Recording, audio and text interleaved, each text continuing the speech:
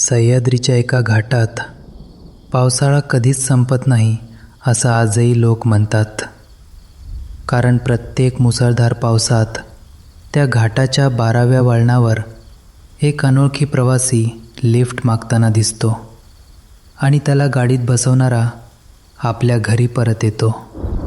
पण तो पूर्वीसारखा कधीच राहत नाही. याच रहस्याचा शोध घेण्यासाठी निखिल आणि प्रिया त्या घाटात पोहोचले.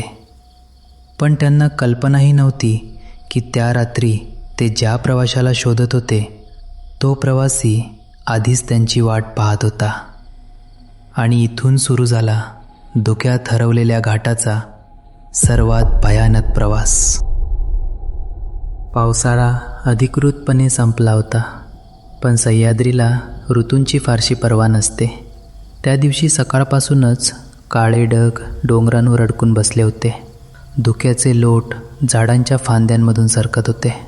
घाटाच्या त्या मार्गावर पाऊस थांबायचं नाव घेत नव्हता. काळ्या रंगाची SUV घाटाच्या रस्त्यावरून हळूहळू पुढे सरकत होती. वायपर वेगाने हालत होते, तरीही काचेबाहेर काहीच स्पष्ट दिसत नव्हतं. गाडीच्या डॅशबोर्डवर GoPro रेकॉर्ड होत होती. स्टिअरिंगवर होता निखिल, एक प्रसिद्ध ट्रॅव्हल ब्लॉगर. नवीन, दुर्लक्षित आणि रहस्यमय ठिकाणं शोधून त्यावर माहितीपट बनवणं ही त्याची ओळख होती. भूतांच्या कथा, शाप, अलौकिक घटना, त्याच्यासाठी त्या फक्त लोककथा होत्या. शेजारी बसली होती प्रिया, व्यावसायिक फोटोग्राफर. तिच्या कॅमेऱ्याने अनेक जंगलं, गड, वाडे आणि निर्जन प्रदेश पाहिले होते.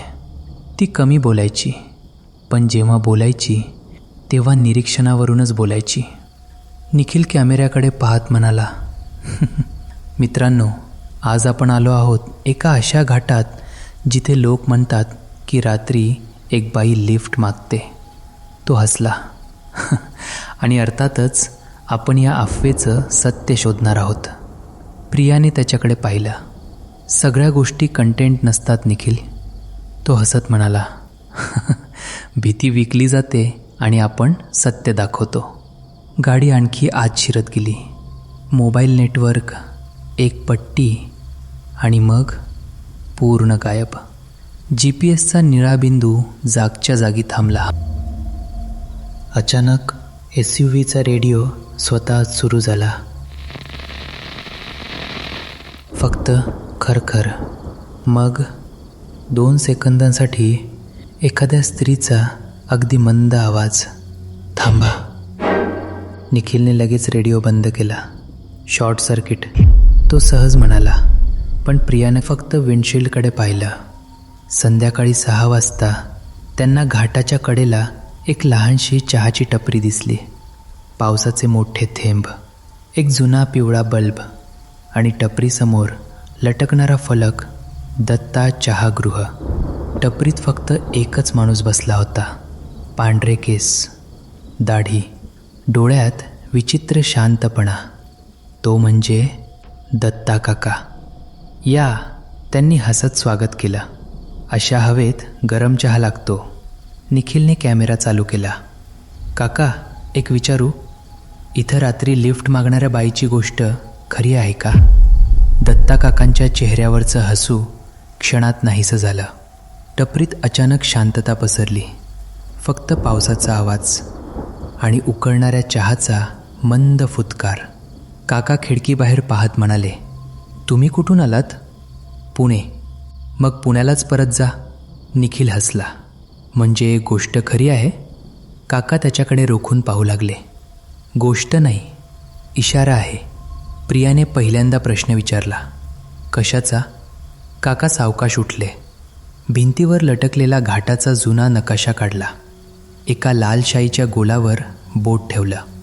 12वं वळण. रात्री, विशेषतः पावसात, तिथे जर कोणीतरी हात दाखवला तर गाडी थांबवू नका. निखिलने विचारलं. का? दत्ता काकांनी उत्तर दिलं नाही. ते फक्त म्हणाले, जी माणसं थांबली त्यांच्यापैकी कोणीही परत आलं नाही. तेवढ्यात टपरीच्या बाहेर एक जोरदार वीज चमकली. क्षणभर संपूर्ण घाट उजळून निघत आला आणि प्रियाच्या नजरेला रस्त्याच्या पलीकडे कोणीतरी उभं असल्यासारखं दिसलं. पांढरं, स्थिर, पावसात भिजलेलं. ती दचकली. पुन्हा पाहिलं, तिथं कोणीच नव्हतं. काय झालं? निखिलने विचारलं. ती काही क्षण शांत राहिली. काही नाही, कदाचित झाडाची सावली. रात्र पूर्णपणे उतरली. दोघांनी दत्ताकाकांचा निरोप घेतला. निघताना काकांनी शेवटचं एक वाक्य म्हटलं, घाटात रस्ता चुकलात तर गाडी थांबवू नका आणि स्वतःच्या डोळ्यांवर कधीच पूर्ण विश्वास ठेवू नका. SUV पुन्हा घाटात शिरली. पाऊस आता मुसळधार झाला होता. धुकं इतकं दाट की हेडलाईटचा प्रकाशही काही फूट पुढेच थांबत होता. पहिलं वळण, 3रं, 7वं, 10वं. डॅशबोर्डवर घड्याळ 9:17 PM. 11वं वळण आणि मग रस्त्याच्या कडेला हेडलाईटच्या प्रकाशात कोणीतरी दिसलं. पांढरी साडी, पूर्ण भिजलेले केस, चेहरा खाली, एका हातात तुटलेली लाल छत्री, दुसरा हात हळूहळू वर आला. जणू ती लिफ्ट मागत होती. निखिलनं ब्रेकवर पाय हलकासा ठेवला. प्रियाचा श्वास अडकला आणि तेवढ्यात SUVच्या डॅशबोर्डवर GPS स्वतःच चमकला. कडेला पांढऱ्या साडीतली एक स्त्री हात वर करून लिफ्ट मागत उभी होती. दत्ताकाकांचा इशारा अजूनही कानात घुमत होता, गाडी थांबवू नका. पण त्या क्षणी निखिलसमोर फक्त 2 पर्याय होते. एका अनोळखी स्त्रीला पावसात सोडून पुढे जाणं की दार उघडणं. आणि त्याने घेतलेला निर्णय त्यांच्या आयुष्यातील सर्वात मोठी चूक ठरली नाही, कारण खरी चूक त्यांनी गाडी न थांबवल्यानंतर सुरू झाली. निखिलचा पाय ब्रेकवरून हळूहळू मागे सरकला. SUV वेगाने पुढे निघाली. त्या स्त्रीचा हात धुक्यात विरघळून गेला. कोणीच काही बोललं नाही, फक्त पावसाचे आवाज आणि इंजिनचा मंद गडगडाट. प्रियाने मागे वळून पाहिलं. हेडलाईटचा प्रकाश आता खूप दूर गेला होता. ती स्त्री तिथे नव्हती. जणू ती कधी उभीच नव्हती. आपण थांबायला हवं होतं का? प्रियाचा आवाज हलका थरथरत होता. निखिलने स्टिअरिंग घट्ट पकडलं. दत्ताकाकांच्या गोष्टींवर विश्वास ठेवणार आहेस? गोष्ट नाही, ती पुटपुटली. तिचा चेहरा तुला दिसला का? नाही, मलाही नाही. मग ती एवढ्या पावसात उभी होती, पण तिच्या आजूबाजूला एकही पाण्याचा उडालेला थेंब नव्हता. निखिल काही बोलला नाही. गाडी पुढे सरकत राहिली. अचानक कारच्या आत एक विचित्र वास पसरू लागला. ओल्या मातीचा, जुनी विहीर उघडल्यावर येतो तसा. त्यात कुजलेल्या पानांचा गंध मिसळलेला. तुला वास येतोय? प्रियाने विचारला. निखिलने AC बंद केला. कदाचित बाहेरून येत असेल. त्याने खिडक्या तपासल्या. सगळ्या पूर्ण बंद होत्या. तेवढ्यात गाडीच्या छतावर 3 स्पष्ट आवाज झाले. दोघांनी वर पाहिलं. पाऊस सतत कोसळत होता, पण हे आवाज पावसासारखे नव्हते. जणू कोणीतरी बोटांनी छतावर हळूहळू टकटक करत होतं. आवाज थांबले. पुन्हा शांतता.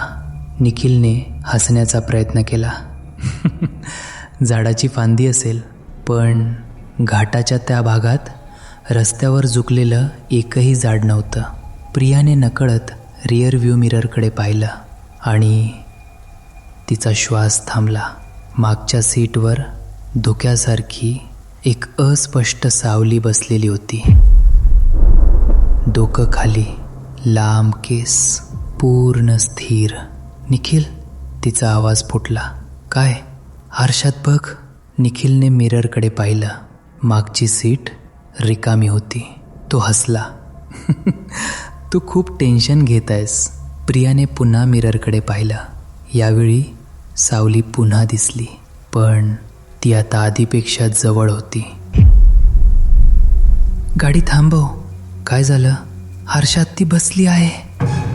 निखिलने पुन्हा पाहिलं. काहीच नाही. त्याने गाडी रस्त्याच्या कडेला थांबवली. दोघेही खाली उतरले. पावसाच्या धारांनी काही सेकंदातच त्यांना भिजवलं. त्यांनी मागचं दार उघडलं. सीट रिकामी, पण सीटवर पाण्याचे थेंब पडले होते. जणू कोणीतरी आत्ताच तिथे बसलं होतं. प्रियाने हात लावला. सीट बर्फासारखी थंड होती. निखिलने मोबाईलचा फ्लॅशलाईट लावला. तेवढ्यात गाडीच्या आतून गोप्रो स्वतःच सुरू झाली. स्क्रीनवर लाईव्ह रेकॉर्डिंग, पण कॅमेरा त्यांच्याकडे नव्हता. तो मागच्या सीटकडे वळलेला होता. निखिलने स्क्रीनकडे पाहिलं. रिकामी सीट. मग हळूहळू स्क्रीनमध्ये एक ओला हात दिसू लागला. तो सीटवर टेकला. मग लांब काळे केस, पांढऱ्या साडीचा कोपरा, पण प्रत्यक्ष गाडीत काहीच नव्हतं. प्रियाच्या हातातून टॉर्च खाली पडली. निखिलनं थरथरत्या हाताने गोप्रो उचलली.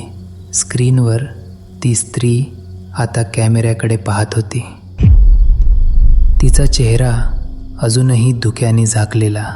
आणि मग तिने अगदी हळू आवाजात फक्त एकच वाक्य म्हटलं, माझं तिकीट अजून बाकी आहे. स्क्रीन अचानक काळी झाली. गोप्रो बंद. दोघेही काही क्षण जागच्या जागी गोठले. तेवढ्यात घाटाच्या दरीतून दूर कुठेतरी एका जुन्या बसचा हॉर्न घुमला.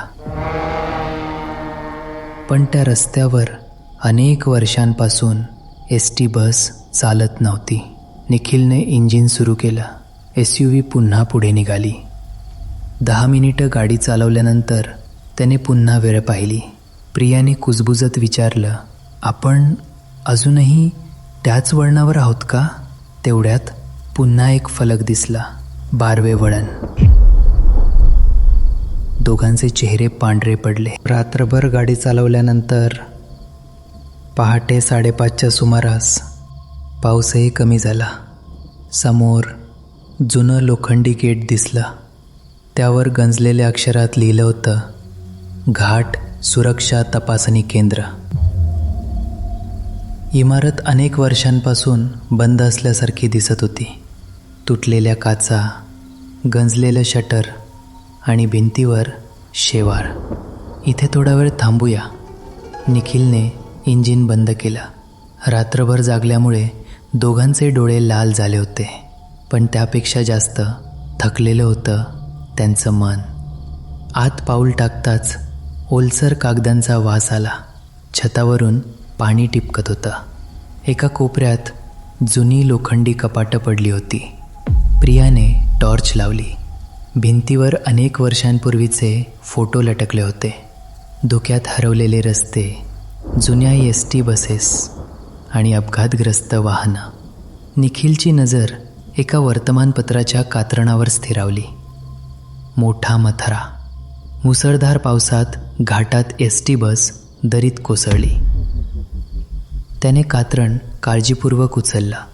बातमीत लिहिलं होतं, रात्री 9:30च्या सुमारास ST बस 12व्या वळणाजवळ दरीत कोसळली. 30 प्रवासी जागीच मृत, अनेक जखमी. पण बातमीच्या शेवटच्या ओळीत एक विचित्र नोंद होती. प्रवाशांच्या यादीतील एका व्यक्तीचा मृतदेह कधीच सापडला नाही. प्रियाने कुजबुजत विचारलं, एकच मृतदेह गायब? हो, निखिल म्हणाला, पण नाव नाही. त्याने कपाट उघडलं. आत जुन्या फाईली होत्या. फाईल उघडताच एक तिकीट खाली पडलं. जुनं, अर्धवट भिजलेलं, अर्धे अक्षर पुसलेले, पण सीट नंबर स्पष्ट दिसत होता, 12. तिकिटाच्या मागे निळ्या शाईत हस्ताक्षरात लिहिलं होतं, मी पोहोचले नाही.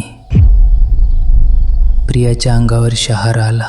निखिल, काल तिनं काय म्हटलं होतं आठवतंय? तो शांत झाला. माझं तिकीट अजून बाकी आहे. दोघे काही क्षण निशब्द उभे राहिले. तेवढ्यात वरच्या मजल्यावरून हळूच कोणीतरी चालल्याचा आवाज आला. दोघांनी वर पाहिलं. इमारतीत ते दोघेच होते. आवाज पुन्हा आला. यावेळी जणू ओल्या चपला घालून कोणीतरी कॉरिडॉरमध्ये चालत होतं. प्रियाने टॉर्च त्या दिशेने फिरवली. रिकामा कॉरिडॉर. मग एक दार हळूहळू आपोआप उघडलं. आत जुना कंट्रोल रूम. भिंतीवर अनेक CCTV मॉनिटर्स. सर्व बंद. पण मध्यभागी ठेवलेला एक CRT मॉनिटर स्वतःच सुरू झाला. स्क्रीनवर काळा पांढरा व्हिडिओ. तारीख 28/7/1998. त्यात 12वं वळण दिसत होतं. धो धो पाऊस. काही क्षणांनी एक ST बस फ्रेममध्ये आली. ती हळूहळू वळण घेत होती आणि अचानक रस्त्याच्या कडेला एक स्त्री दिसली. पांढरी साडी, हातात तुटलेली लाल छत्री. बस थांबली. दार उघडला. ती स्त्री आत चढली. कंडक्टरने तिच्याकडे तिकीट मागण्यासाठी हात पुढे केला, पण ती त्याच्याकडे न पाहता सरळ शेवटच्या सीटवर जाऊन बसली. 5 सेकंद, 10 सेकंद आणि मग अचानक संपूर्ण बसचा पुढचा भाग जणू कोणीतरी अदृश्य शक्तीने दरीच्या दिशेने खेचला. व्हिडिओमध्ये बस रेलिंग तोडून खाली कोसळली. स्क्रीन काळी झाली. निखिलचा श्वास जोरात चालू होता. हे CCTV फुटेज आजपर्यंत कुणाला दिसलं नसेल. तेवढ्यात मॉनिटर पुन्हा सुरू झाला. यावेळी त्यात कालची रात्र दिसत होती. त्यांची SUV 12व्या वळणावरून जात होती. दोघांनी एकमेकांकडे पाहिलं. काल इथे CCTV नव्हतंच. मॉनिटरवर SUV पुढे जात होती आणि कॅमेऱ्याच्या फ्रेमच्या अगदी कोपऱ्यात ती स्त्री त्यांच्या गाडीच्या मागे चालत होती.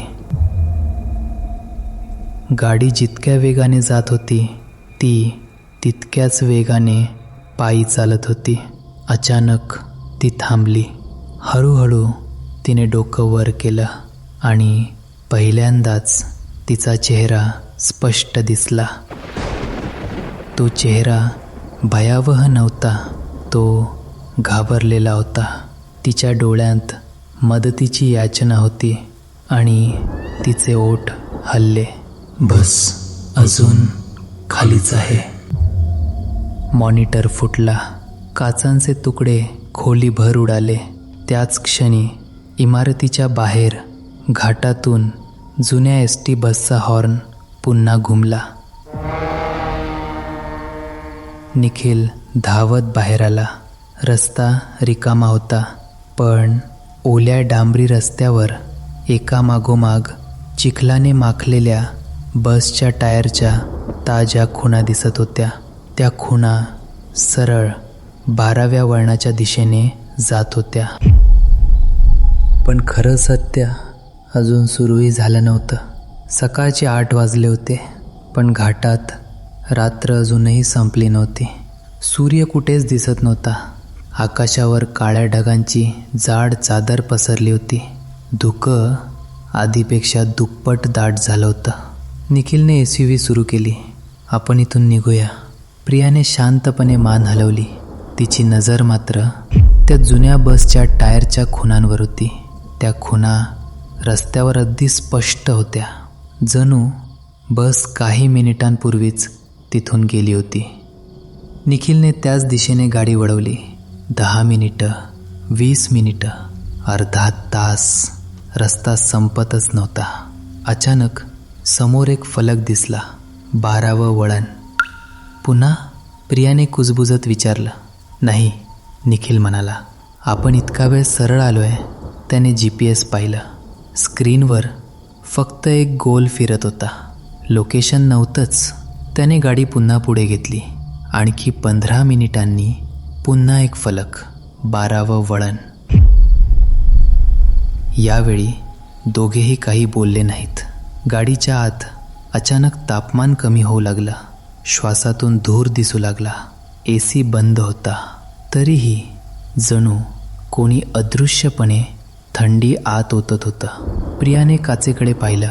धुक्याने काच पांढरी झाली होती आणि त्या धुक्यावर आपोआप कोणीतरी बोटाने लिहू लागलं, मागे वळू नका.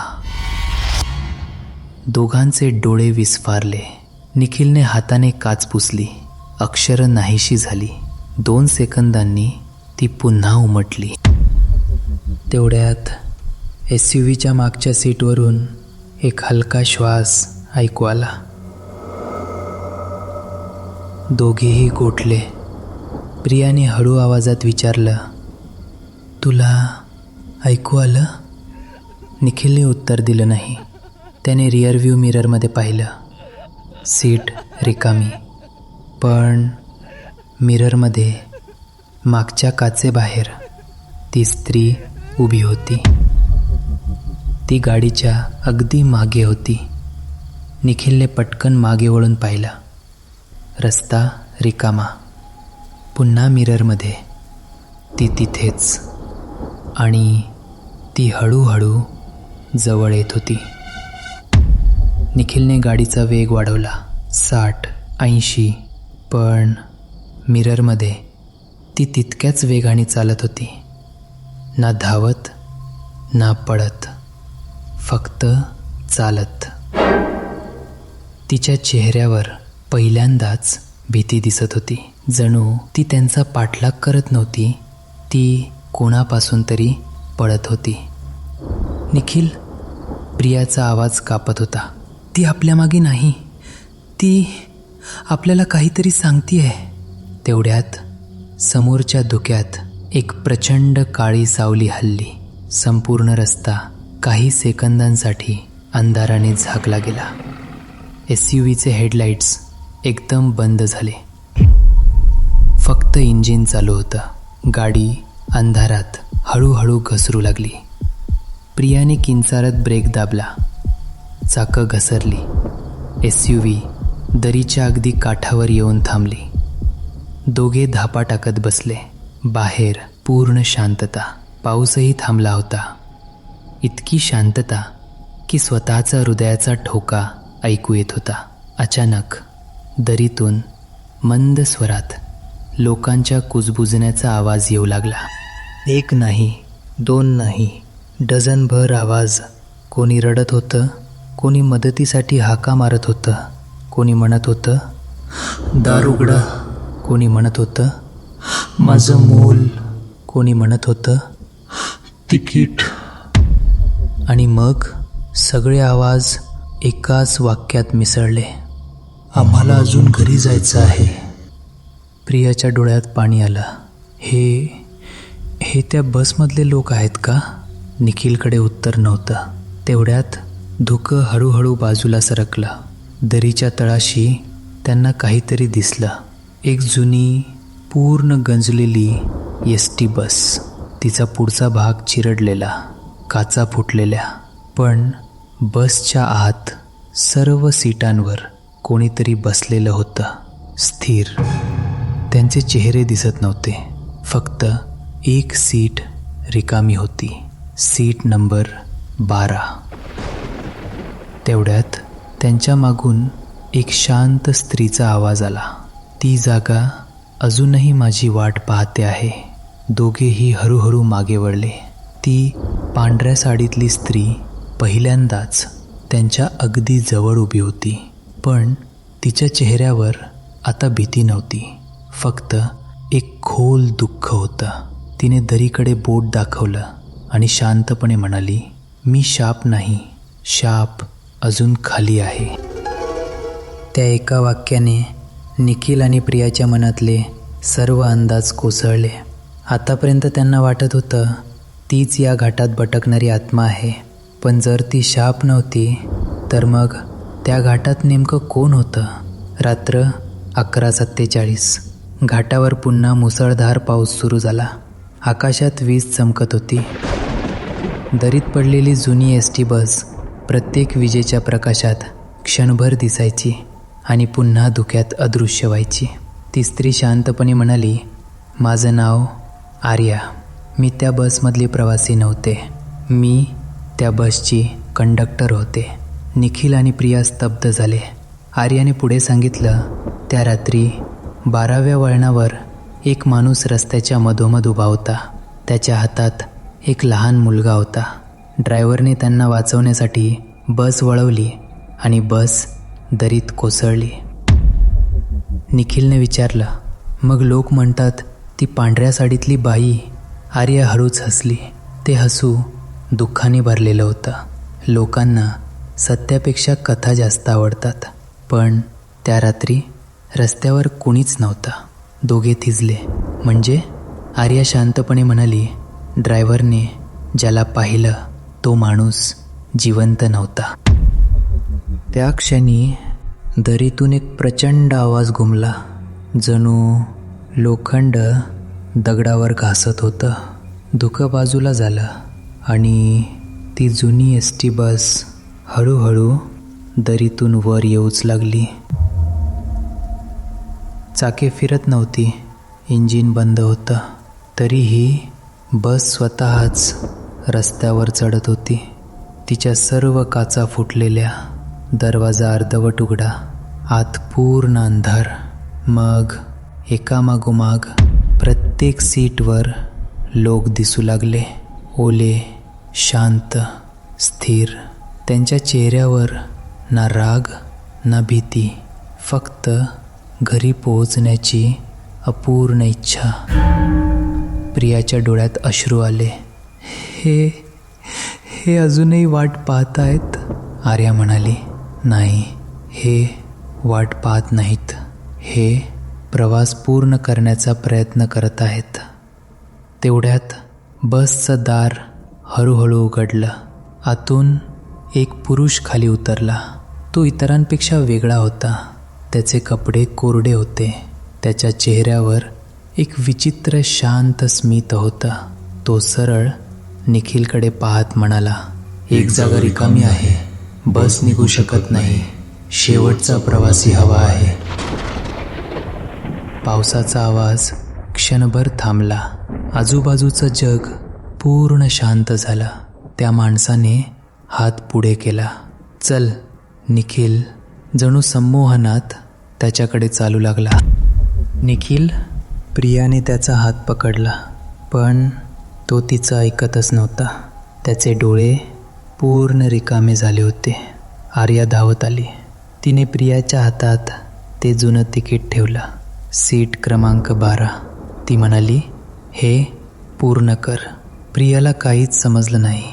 आर्या म्हणाली, या बसला प्रवासी नको आहे. तिला प्रवासाचा शेवट हवा आहे. प्रियाने ते तिकीट हळूच बसच्या पहिल्या पायरीवर ठेवलं. क्षणभर सगळं थांबलं. मग तिकीट स्वतःच हवेवर उचललं गेलं. बसच्या आत रिकाम्या सीटवर जाऊन शांतपणे पडून राहिलं. त्या क्षणी बसमधील प्रत्येक प्रवाशाने पहिल्यांदाच डोकं वर केलं. कोणीही बोललं नाही.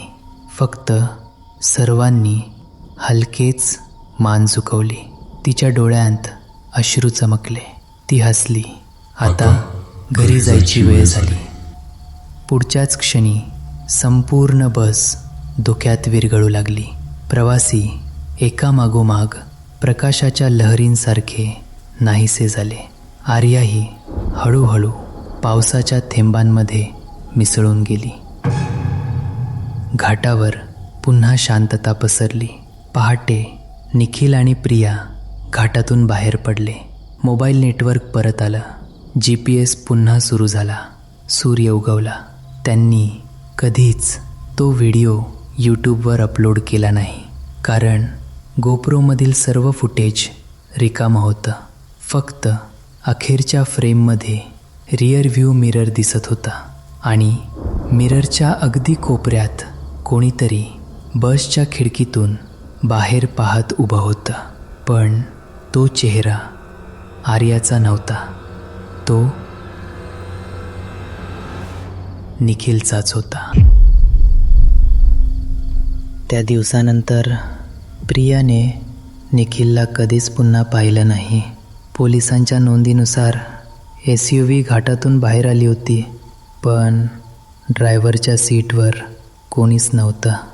फक्त समोरच्या सीटवर एक जुनं ओलं STचं तिकीट शांतपणे पडलेलं होतं. आजही त्या घाटातून रात्री प्रवास करणारे काही चालक सांगतात, मुसळधार पावसात 12व्या वळणाजवळ रस्त्याच्या कडेला एक माणूस रेनकोट घालून लिफ्ट मागताना दिसतो. त्याचा चेहरा पूर्ण भिजलेला असतो आणि हातात एक GoPro कॅमेरा.